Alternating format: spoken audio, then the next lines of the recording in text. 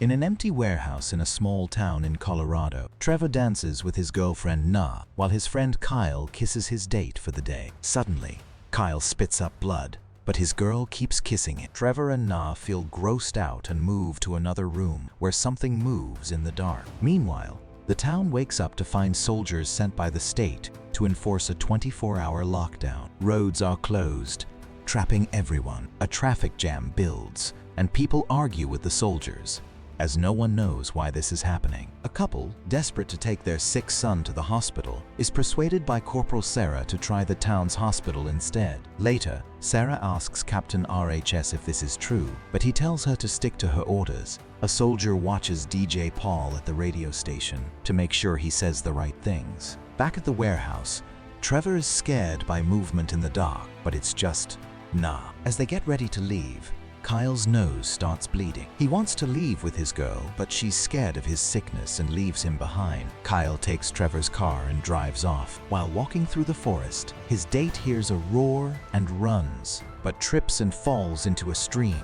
where the creature pulls her under. At a roadblock, a group of soldiers arrives, and Salazar jokes with Sarah, who puts him to work. She takes Crane to her old home, where they find Trevor and Na on the couch. Sarah, upset they didn't answer her calls, learns they don't know about the lockdown. She checks on her mom, Francine, who's sick. Francine says it's just a cold, but Sarah decides to take her to the hospital. Na mentions Kyle's sickness, and Trevor wants to check on him, but Sarah tells her to stay home. That night, Sarah and Crane reach Kyle's house and find the door open and rooms covered in blood. Kyle's parents are dead, attacked, and hidden behind curtains. They try calling the cops, but the phones don't work. Using a military radio, Sarah learns the government blocked phone lines to stop rumors. At the hospital, they see it packed with patients showing the same symptoms. Sarah notices soldiers guarding the place and realizes things are serious. She meets Dr. Logan from the CDC, who asks about Kyle's parents. Crane spots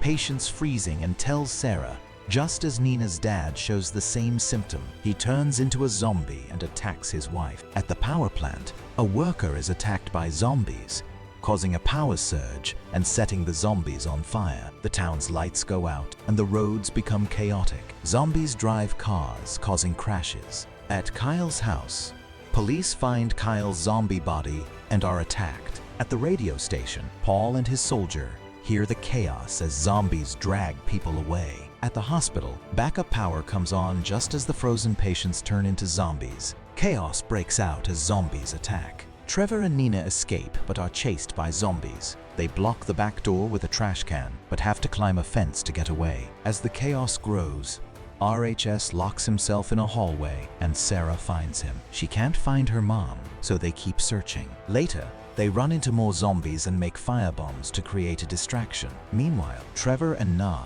still in the forest, see a massacre in the town square. They hide at the radio station, where the couple from earlier says their son is dead. The wife starts coughing but says it's just a cold. Trevor uses the radio to warn people to avoid the hospital. Back at the hospital, Sarah and Crane hide from zombies in an empty room. Crane drops the car keys, but they escape with Logan, though Salazar makes it clear he doesn't trust Crane. They fight zombies while heading to the hospital's exit. At the radio station, Trevor faces a zombie and kills it with a TV. He finds Nina's knife and questions the adults about the bloodstains. When Paul starts turning into a zombie, Nina kills him. Trevor sends another warning on the radio as the soldiers prepare to leave town. Sarah turns the car around after hearing her brother's voice. Trevor tries to help Francine but has to shoot her when she attacks. Nina finds the old couple gone, but is ambushed by the zombie wife. Trevor helps fight her off, but Salazar sees survivors behind a gate,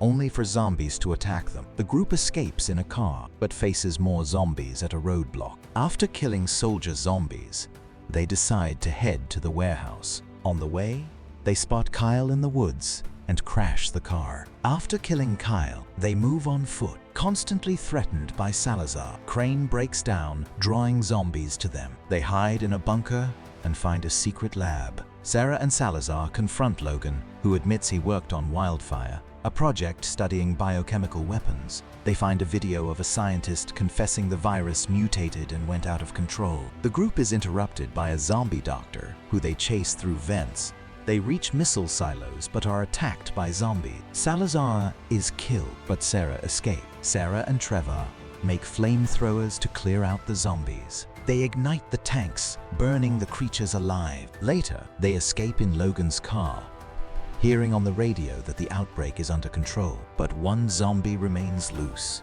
The movie ends here. Thanks for watching.